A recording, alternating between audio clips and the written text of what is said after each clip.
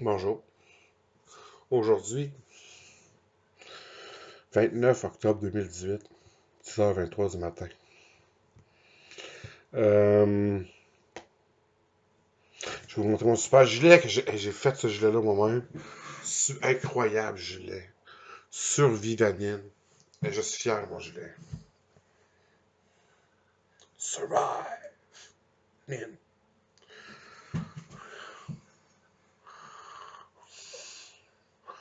Survivanine.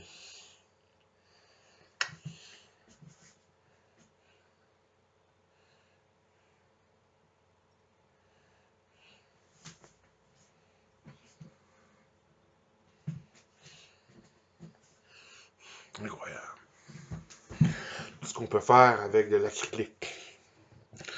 Puis des pochoirs. Fait qu'aujourd'hui, c'est le super sujet.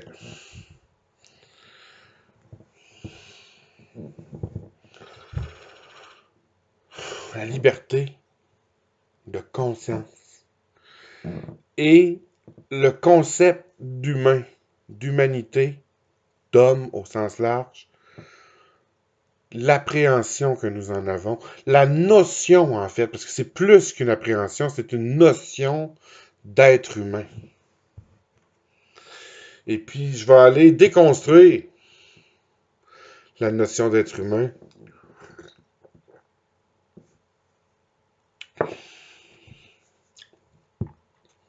Parce que vous savez qu'en sciences, comme en sociologie, j'ai des crédits en sociologie, j'ai pas de diplôme, je peux pas prétendre être un professionnel.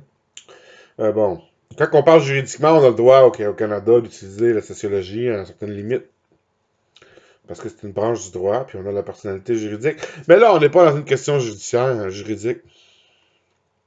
Mais bon, je fais de la sociologie amateur. Mais je sais quand même assez de quoi je parle. J'ai beaucoup lu la sociologie, puis j'étais dans un bac là-dedans. Tu sais, je sais quand même de quoi je parle, puis bon, je suis un citoyen du Canada, puis j'ai le droit d'exprimer mes émotions, oui, ça aussi, mes opinions. Attention. Puis là, je veux dire, c'est que, bon, tout le monde sait que scientifiquement, ça se déconstruit. C'est une notion, l'être humain, qu'on se donne entre nous. Euh, Ça vient de la chrétienté, ça vient de l'ancienne démocratie, ça vient exactement, je sais pas exactement d'où ça vient. Là. J'ai jamais pris le temps là, de vérifier ça. Je devrais.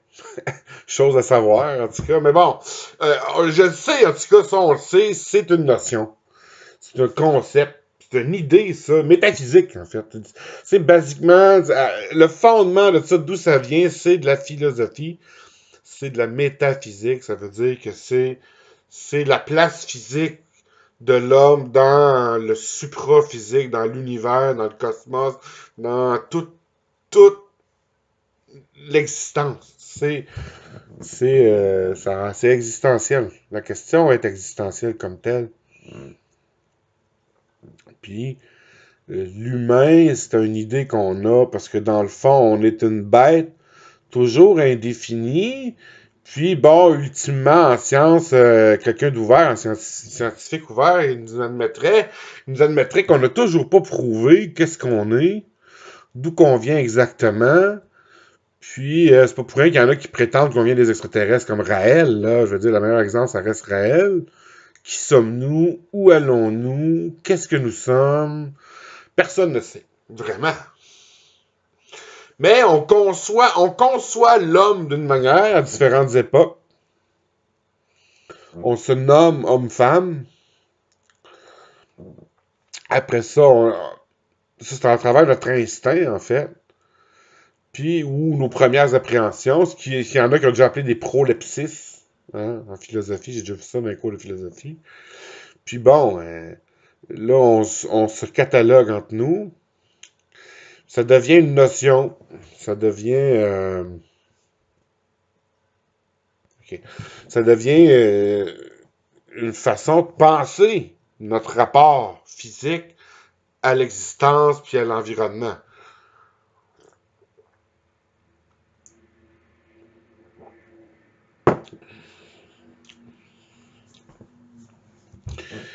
Mais, au bout du compte, ça reste une notion. Puis on n'a pas la certitude, finalement, qu'on est effectivement des humains. Mais bon, c'est que c'est des notions centrales de nos appréhensions sociales, de notre construction sociale du monde, qui disent en sociologie. Puis c'est parce que on se voit à travers, fondamentalement, nous sommes d'abord et avant tout des hommes. Et vient se joindre à ça un satellite de normes, de, de, de, de perception sociale, de vision de notre interaction sociale. Puis c'est là, avec des valeurs, des normes, des valeurs, oui, des valeurs, des principes, des notions. Puis c'est là, à partir de là, qu'on échafaude. On développe à partir de ça. Le thème, c'est nous sommes des hommes. Et un homme, ça fait pas ci, un homme, ça fait pas ça. Des hommes, c'est ci, des hommes, c'est ça. Des hommes, c'est donc nous sommes des hommes. Un homme, c'est ci, un homme, c'est ça. Comme la définition de la loi, par exemple, c'est que ça, par rapport à là où je veux en venir, c'est peut-être quelque chose qui me sauve, en fait. Parce que, je vais développer plus tard, parce que d'abord et avant tout, moi, j'admets pas que je suis un homme. Je suis pas un être humain. Je peux me rendre jusqu'à mettre de côté l'idée que je suis un être humain. J'en suis même pas un être humain. Je ne sais pas c'est quoi c'est un être humain. Je suis une espèce de chose qui existe. Je suis vivant, mais je ne me qualifie même pas. C'est là que je deviens l'innommable. L'innommable. L'inconnaissable et l'innommable. OK? L'innommable parce que à partir de là, je peux recevoir tous les noms de l'humanité, négatifs ou positifs, que vous voulez bien me donner. Je suis inconnaissable, donc je suis inconnaissable et je suis tellement nommable que je suis innommable, finalement. Donc je suis l'inconnu. Puis c'est parce que le concept qui fonde mon caractère physique ou la perception d'autrui dans tout ce que j'ai qui se rattache à ce mot-là. Un humain, ça a deux yeux, ça marche sur deux pattes, ça bouge. Ça a soit un vagin, soit un pénis. Un être humain, ça a de la barbe, ça n'a pas de barbe. Ça parle pas. Mais en général, ça parle, ça peut se retenir de parler. Un être humain, ça mange comme les animaux. Par contre, c'est un peu bizarre. On est des animaux, on n'est pas des animaux, on est des animaux, oui. On ressemble à des singes, c'est parce que les singes, ils tiennent les objets comme ça, tu sais, avec l'humain. Puis, tu sais, ils tiennent ça, là. Ah, ben, on est des singes, j'imagine. Oh, ouais, pourquoi ça serait ça? Je sais pas. Fait que là, on sait pas, on le sait pas. C'est pas que la science, elle a justement douté à un moment donné qu'on était des singes. Puis finalement, on venait des poissons, on venait des singes, on était qui, on était quoi. Personne ne sait vraiment. De façon sûre. Mais fondamentalement, on sait c'est quoi un homme, on sait c'est quoi une femme, on sait c'est quoi un être humain. Un être humain, ça agit d'une manière. Puis un être humain, ça a la description physique. Puis là, c'est là, je voulais en venir tout à l'heure, c'est que la loi, elle, a dit, bon, c'est pas vrai que la loi s'en tient à une description physique de qu'est-ce que nous sommes. Ça, c'est la description d'un être humain d'âge mûr. Ça, c'est la description d'un être humain âge enfant. Ça, c'est la description d'un être humain femelle, un être humain mâle. Ce sont des êtres humains, ça. Puis la bête qui a cette description-là est qualifiable d'être humain, et à partir de là, elle a des droits humains qui sont inaliénables, parce que je corresponds à la description physique de qu'est-ce que c'est un être humain. Puis, le mental devient assimilable au physique dans ce cas-là, parce que mental, dans le sens de toutes les fonctions cognitives, les fonctions cérébrales, qui me permettent aussi d'agir puis de bouger en être humain, là, puis d'être reconnu en tant qu'être humain. Mais là, à partir de là, à travers les sociétés, on échafaude différents degrés de qu'est-ce que c'est un être humain digne. On rajoute le mot digne. Honorable. On rajoute le mot le mot vrai, le mot sincère, le mot honnête, le mot... c'est tous des mots idéaux ou même les mots négatifs aussi. Pourri, menteur, voleur, violeur, hypocrite. Puis là, donc, je suis un être humain. Mais la base, c'est une description, c'est un mot, c'est un concept. L'être humain est une bête. On la décrit comme ça et on appelle ça un être humain. Là, tu sais. Puis à partir de là, on est fondamentalement une chose qui a besoin, OK, de 3 secondes d'air, constamment plus de 3 secondes d'air au cerveau. On est une chose, OK, existante et vivante qui a besoin au bout de 3 semaines, qui a besoin de nourriture certainement, au bout de 3 jours, qui a besoin d'eau. On est une bête qui a besoin de manger pour vivre. Bon, premièrement. Après ça, on a besoin d'un toit, on a besoin de ci pis ça. Puis plus loin que ça, là, on peut comparer, ça reste des théories aussi, comme la pyramide de Maslow, qui est un juif, qui nous dit que, bon, on a besoin de spiritualité au top de notre pyramide, on a besoin de tout ça, la bouffe, le logis, après ça, on a besoin d'un peu d'amusement, on a besoin de force physique, la santé, puis on a besoin de spiritualité. Qui elle-même inclut la perception qu'on a de ce que c'est, de ce que nous sommes. Évidemment, là, parce que là, il y a un paquet de développement métaphysique dans la spiritualité elle-même. Puis, c'est ça qui fait qu'on est un être humain. Puis, à différents degrés, on va être considéré un homme ou pas un homme, ou moins un homme dans différentes sociétés par rapport à différents paramètres, à différents critères aussi. On va avoir la reconnaissance de nos pères, que ce soit sexuellement ou autrement. OK? On va avoir la reconnaissance de nos pères où on ne l'aura pas. On va la perdre, on va la gagner, on va la maintenir ou on va la perdre, en fait. Un ou l'autre, OK? Basiquement, par contre, fondamentalement, je veux dire, là, il y a une base. Un être humain, c'est ça. Puis dans cette société-là, un être humain, que là, on rajoute le mot digne, un être humain digne d'être qualifié d'homme, là, d'homme. C'est qu'est-ce qui fait qu'une personne a les qualités d'une société précise qui va lui donner plus de qualités que sa base animale d'être humain, finalement, si on peut voir ça comme ça, qui fait qu'on est différent d'une société à l'autre. Qu'est-ce que c'est un être humain digne, OK, ou normal, qualifiable d'être humain. C'est pas pour rien qu'il y a certains actes qu'on va appeler inhumains. Même les droits de l'homme, qui sont supposés être inaliénables, vont dire que ces gens-là ont commis des actes qui sont inhumains. Ils ont été inhumains, mais ils ne sont pas humains, par contre. Non, ils sont toujours humains. Mais la contradiction est là quand même, OK? Parce que c'est des gens qui ont agi inhumainement. Et là, moi, je me dis, qu'est-ce qui est le plus dur dans une société, OK? Se faire dénigrer par rapport aux normes, à l'échafaudement des normes que j'ai dit, au point qu'on n'est plus un homme, au point qu'on n'est rien, au point qu'on n'est pas un être humain, finalement. Mais si je ne suis pas un être humain, qu'est-ce qui fait que c'est douloureux d'être abaissé au rang de ne pas être un être humain?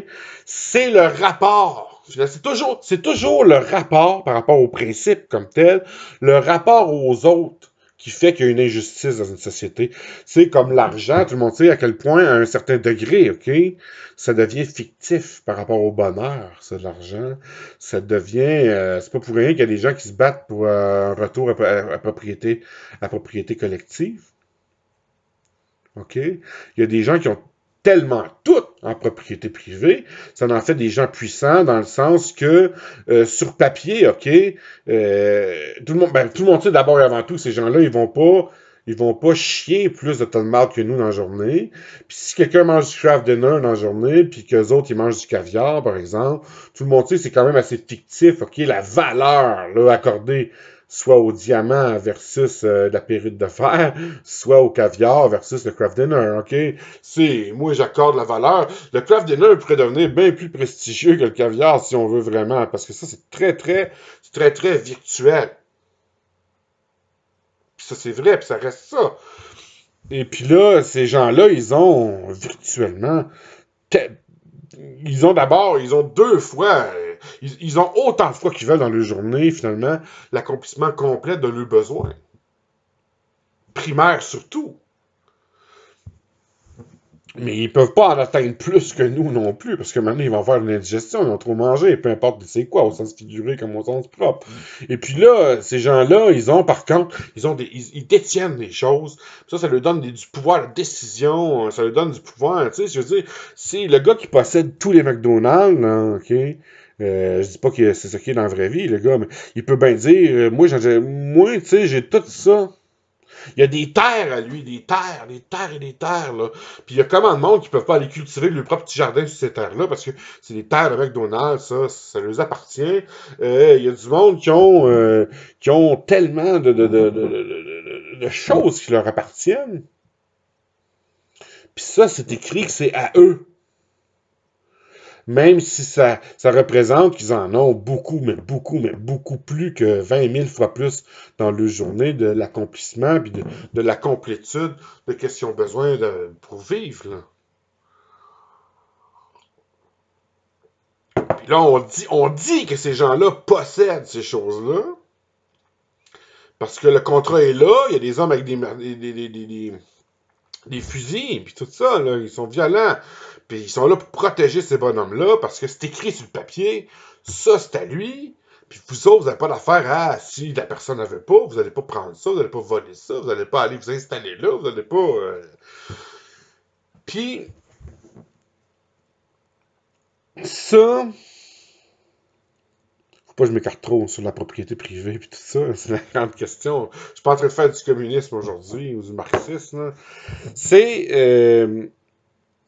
C'est une conception que l'humain a, puis ça, c'est des normes. C'est ça, je voulais dire, c'est des normes. Puis là, il dit, ben ici, ça marche comme ça. Mais moi, si... c'est ça, c'est mon exemple de rapport de force. C'est le rapport de force. Puis là, moi j'en ai moins que lui. J'en ai autant que lui, ou presque. Mettons que j'aurais... Mettons que quelqu'un... mettons qu'on prend l'exemple de quelqu'un avec un salaire... euh, dans une société comme ici, là, un salaire de la classe moyenne, le haut de la classe moyenne, un peu avant la classe supérieure, là, ou même en bas, un peu en bas de ça, quelqu'un qui a un bon salaire comme ça, il dit, ouais, mais moi j'ai ça, j'en ai autant que lui de satisfaction de ma pyramide de Maslow, si je prends toujours ce même genre de schéma, de concept-là comme exemple, ok, j'en ai autant que lui. Parce que je veux dire, je peux pas la satisfaire plus qu'une fois dans ma journée, cette pyramide-là. À la limite, une fois et demie, ou quelque chose de même. Mais si je pourrais jamais la satisfaire 4-5 fois, ma pyramide de Maslow. Puis lui, ce riche-là, il a tout ça, là. Mais en principe, il a tout ça pour lui. Puis même s'il peut pas manger plus de bouffe que moi dans la journée, puis moi, je peux pas en manger bien plus que lui non plus, ni l'un ni l'autre, ni vice-versa. Il y a quand même tout ça de plus. Puis ça, c'est injuste. Ça, c'est injuste. Le rapport est injuste. Le bien-être, la qualité de vie de la personne n'est pas nécessairement si tant ça distancié de l'autre que tout. Mais ça reste en principe injuste. Puis ça crée un malaise psychologique, finalement, qui est très, très, très, pas à 100%, mais qui est très, très virtuel entre les gens, ok, très, très imagé. Tu sais, c'est une image, c'est une idée que le monde a. Puis ça, c'est entre eux autres que là, c'est moins. Euh, ce que je veux dire, c'est que ça peut être dérangeant. Puis c'est là qu'il y a une injustice. Puis là, c'est là que je reviens à mon exemple d'homme, d'être humain, qui est déclassable. Parce que si on prend exemple, j'ai un dictionnaire scientifique ici, là, Wagnalls College. Puis dans le dictionnaire, ils disent Christian means human being, not a brute. Freedom from narrowness, comprehensive, broad-minded. C'est bien écrit. OK? Christian means human being, not a brute. Les chrétiens sont des hommes, pas des brutes. OK? Bon, qu'est-ce que ça me sous-entend? Ça me sous-entend que quiconque n'adhère pas à cette chrétienté-là serait perçu comme des brutes ou des animaux de second rang, finalement. Puis, est-ce que c'est dénigrant, ça?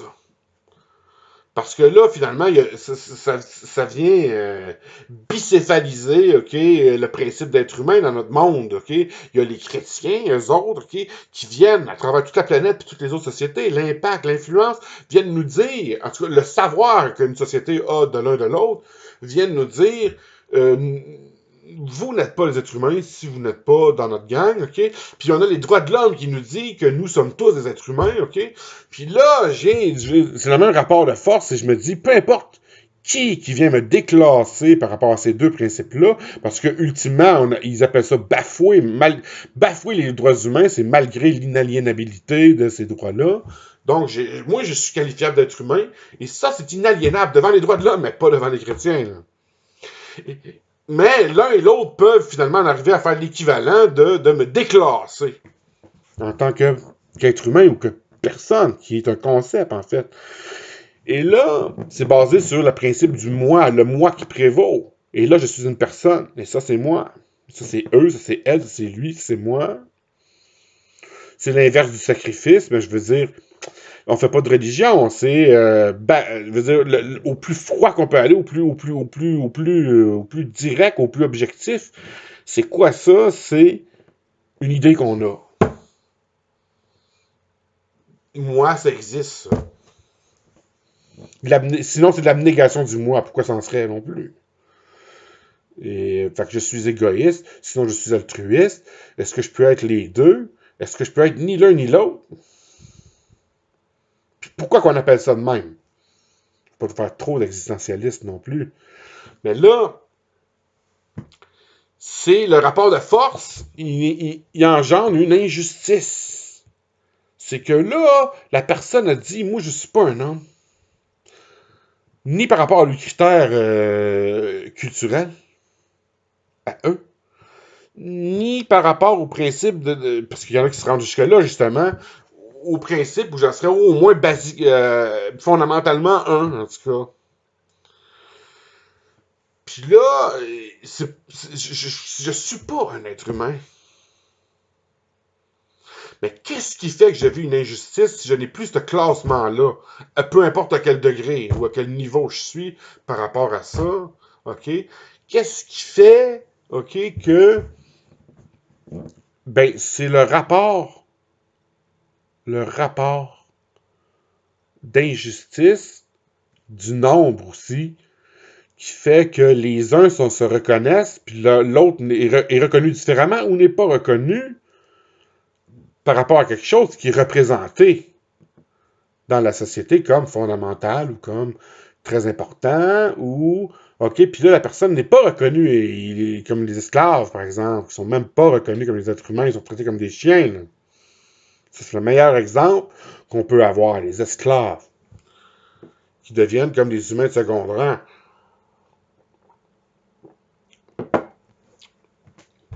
Mais comment je pourrais faire pour éradiquer, premièrement, parce que ça reste un exemple, là, comment je pourrais faire, moi, pour éradiquer ce sentiment de malaise-là, puis pour me rendre presque psychologiquement, OK, devant toute forme d'adversité, devant toute forme de préjugés, devant toute forme de haine, devant toute forme de discrimination, devant toute forme de mesquinerie, comment, devant toute forme de rabaissement surtout, de rabaissement, puis de dégradation, comment moi, en tant qu'être vivant, en tant que bête innommable, innommable et tellement qualifiable, inqualifiable, innommable, inconnaissable et inexplicable, fondamentalement pas, OK?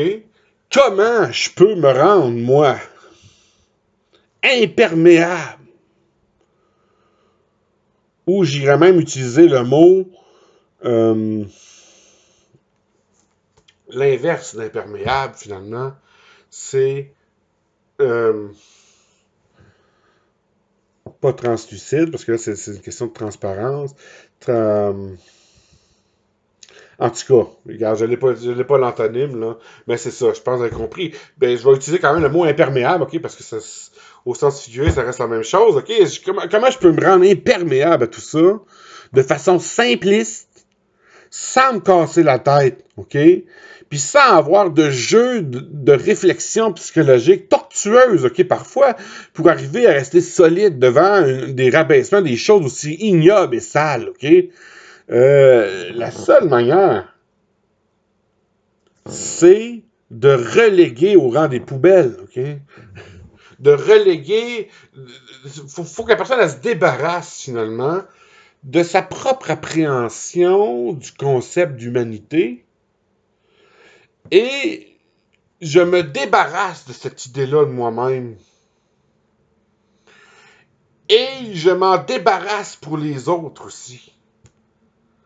Et je suis une chose qui existe, mais je ne sais pas c'est quoi. Et je ne suis certainement pas un homme, et je ne suis certainement pas un être humain, moi. Je ne sais pas ce que je suis, mais j'existe. Il faut surtout pas oublier que l'âme n'a jamais été prouvée comme étant inexistant non plus, malgré les avancées en psychologie neuronale, puis en biologie. Là, je veux dire, ça n'a toujours pas été prouvé que ça n'existe pas. Ça n'a pas été prouvé que ça existe, mais ça n'a pas été prouvé que ça n'existe pas. Et si ça existe, parce que j'ai toujours le droit de croire, moi, si ça existe, l'âme, est-ce qu'il vient de la planète Terre? Est-ce que je viens d'ici? Est-ce que je viens certainement pas de Mars, moi, là? Et je viens pas de Vénus non plus. Je peux-tu venir d'ailleurs?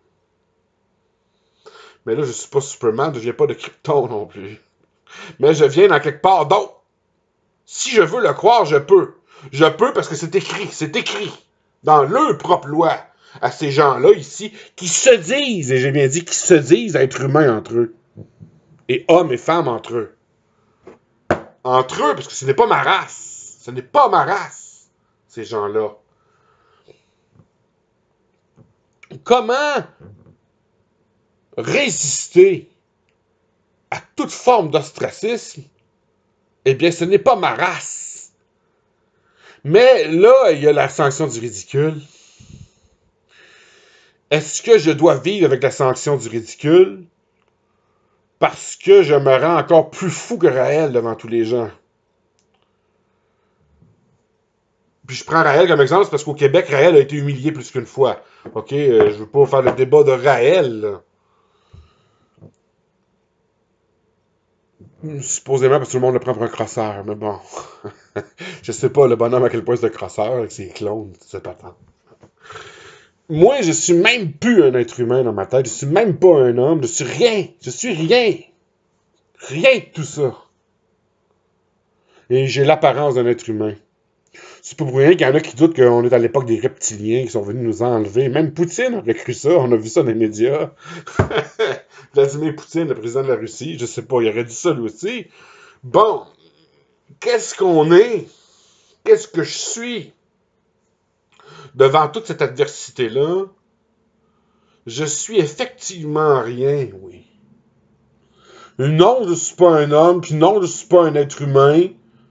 OK? Ben non, je suis pas un. Mais oublie pas que tu sais quand même pas ce que je suis. Tu sais pas ce que je suis. Moi, je sais que je sais pas qui vous êtes. Vous êtes des bêtes. Vous êtes des bêtes, vous autres aussi. Vous êtes une autre sorte de bête. Vous êtes une autre sorte d'animal. Vous êtes une autre sorte de chose existante et vivante. On n'est pas de la même race. Puis vous autres, vous vous qualifiez d'être humain. Vous appelez ça dans votre monde. OK? Puis moi, je peux me rendre jusqu'à me créer au moins moralement et psychologiquement un monde, le mien, où il n'y a pas d'être humain, je n'en suis pas un. J'abdique mon rôle d'être humain parce que c'est un rôle, justement, et je n'y crois pas à ce rôle-là, moi.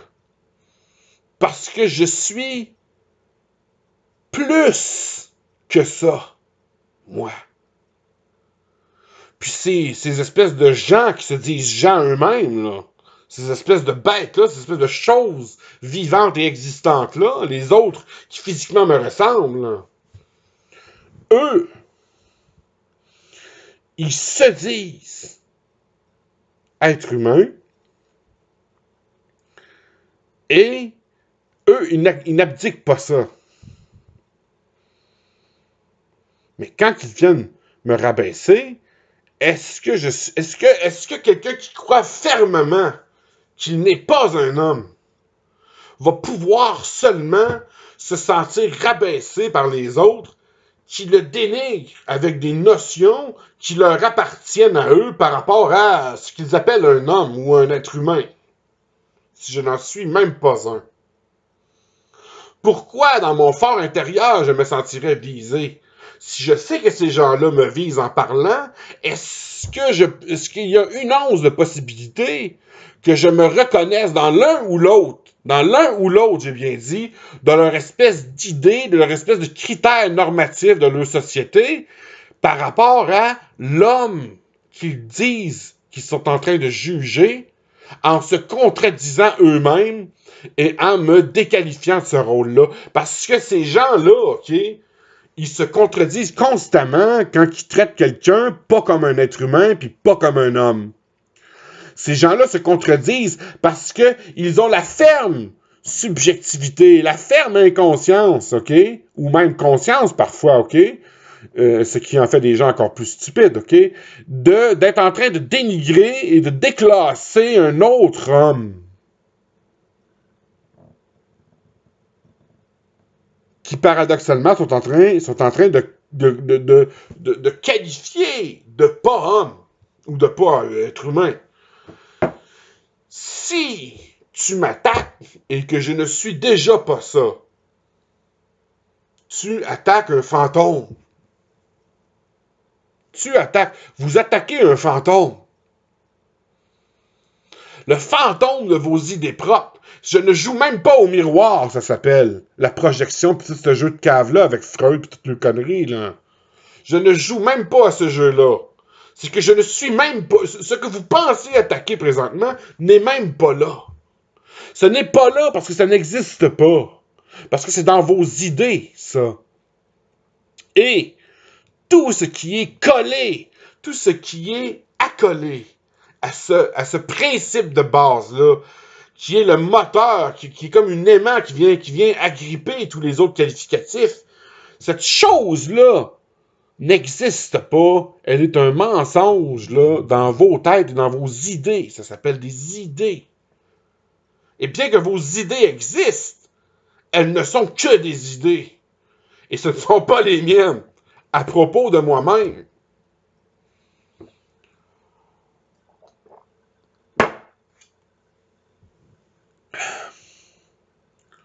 Ces gens-là, quand ils tombent sur quelqu'un comme ça, ils aiment mieux le rabaisser. Puis ça arrive avant le stade de se déclasser soi-même, d'abdiquer son humanité. OK? Parce que ça arrive au stade où on abdique sa culturalité. OK? Quand on l'abdique de façon complète, OK? On est déjà à ce stade-là qualifié d'espèce d'animal, bas, sale et vil. Parce que c'est pas toi qui es libre si t'es aussi bas que ça, puis nous autres, on est libres ici parce qu'on est... Mais, c'est comme dans un groupe de musique que j'ai écouté. Ils disent « We are serial animals, slaves to pleasure and pain. Conditioning. » Cette personne-là n'est plus conditionnée en se déculturalisant comme ça. Mais par contre, les gens vont croire quand même, tu es un animal, pas mieux qu'un animal, toi. Tu n'es même pas rien de ça. Tu es quoi là-bas? Un chien, un chat? Et pour ça, je dis que ça arrive au premier stade de déculturalisation. Imaginez au stade de déshumanisation à quel point, en fait, ça devrait être assez linéaire. Ça reste la même chose, là. Ça change plus rien. Ce gars-là, il est même plus un être humain, tu veux le faire aller, OK? Mais, théoriquement, puis scientifiquement, est-ce que cette question-là peut se poser encore? Est-ce que ça se peut que je ne sois même pas un être humain, moi?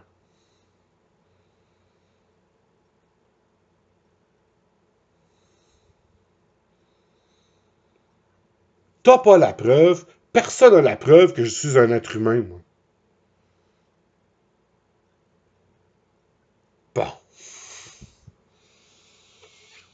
Ça engendre un système logique dans la tête de la personne, en tout cas. Par rapport à tous les qualificatifs, comme je dis, qui viennent se greffer à l'aimant. L'aimant, que j'ai dit. L'aimant, c'est la base, c'est la conceptualisation fondamentale de l'être humain. Que je ne suis même pas. Puis si je fais ce discours-là, c'est parce que j'aime le ninjutsu. Okay? Puis les ninjas d'époque étaient qualifiés de in-nin.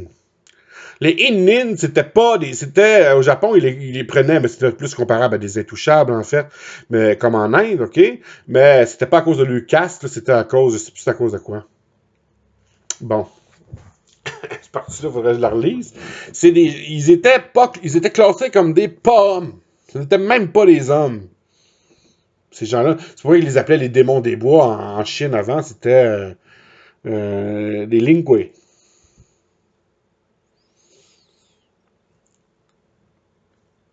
Ce n'est même pas des hommes. Mais c'était pas au sens surnaturel puis paranormal qui lui disait qu'ils n'étaient pas des hommes. C'était vraiment au sens social. Ces gens-là n'étaient pas socialement reconnus comme des hommes. Et moi, philosophiquement, je pense, OK, malgré le caractère négatif, finalement, par rapport à l'image d'aujourd'hui, que ce soit au Japon même ou ici, là, je veux dire, parce que malgré qu'il y a d'autres branches du même type là-bas au Japon qui sont encore discriminées à notre époque, hein, parce que c'est des descendants de c'était comparable à des Innin, eux autres aussi, mais c'était pas la même gang, en tout cas. J'ai encore oublié le nom, eux autres aussi. C'est bon, écoute, regarde, ça va loin. Moi, je pense qu'il y a un sens positif à ça. Ne pas être un homme, finalement. Ne pas être reconnu socialement. Ne pas être une personne. Ne pas être un être humain. Et être rien de tout ça, en fait. Puis je pense, OK, que être un hin-nin, aujourd'hui, dans la perspective que moi je propose, c'est pas quelque chose de si méchant que ça. C'est même quelque chose qui peut tendre, OK, vers une appréhension plus surnaturelle, justement, puis peut-être un peu plus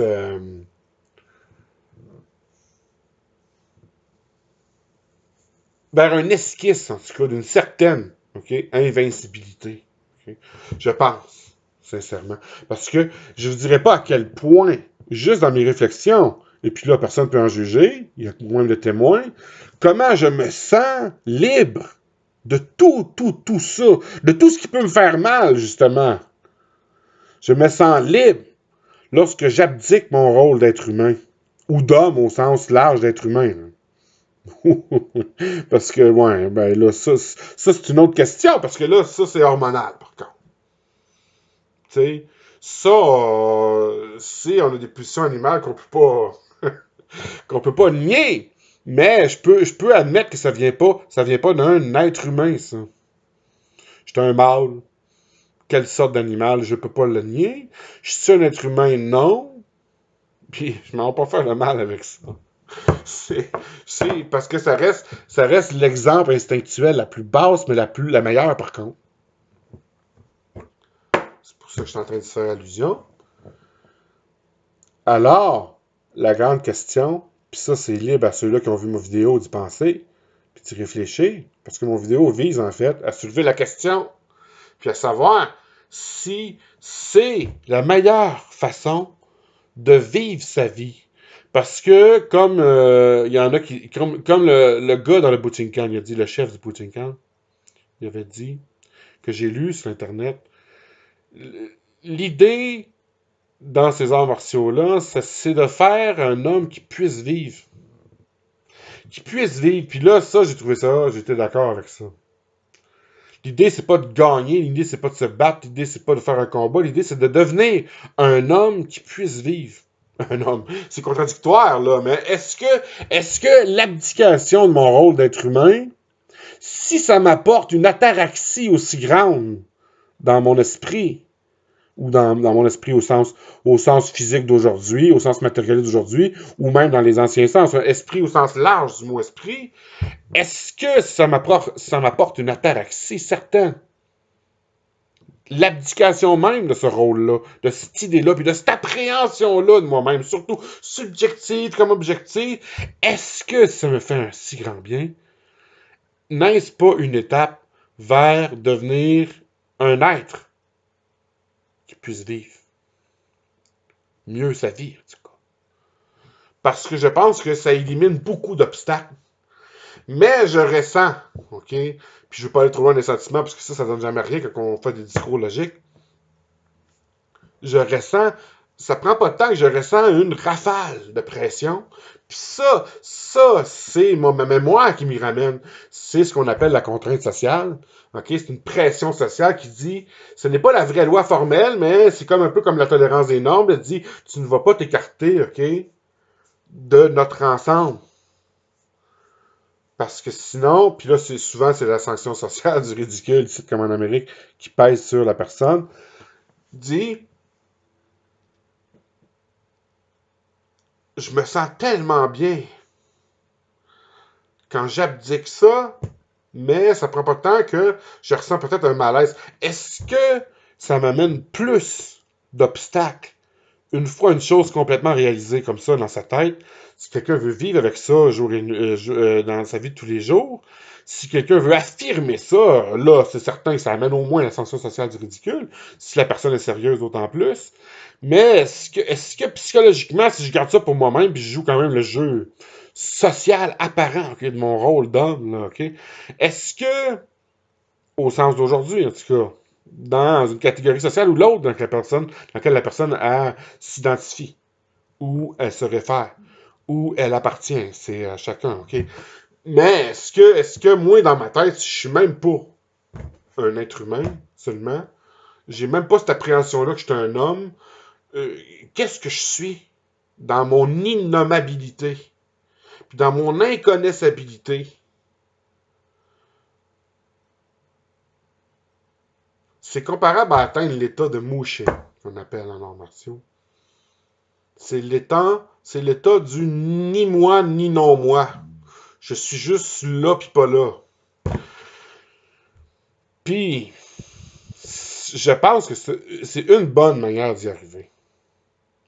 Parce que personne n'a la réponse de toute manière. Puis, on est dans les... C'est une question purement réflexive. Puis c'est une forme, c'est une méditation que le monde ils font s'ils veulent, tu sais. Parce que je trouve que dans ce temps-là, euh, je deviens inqualifiable. Pas par les autres, pour eux autres mêmes, mais pour moi-même dans mon environnement. Peu importe ce qui peut sortir finalement par la bouche d'autrui ou par les gestes ou autrement dans leur qualification, dans leur qualificatif. Parce que tu diras bien ce que tu voudras. Je suis rien et je suis tout. Et je suis tout et je suis rien. J'existe, je n'existe pas. Je suis moi et je suis non moi.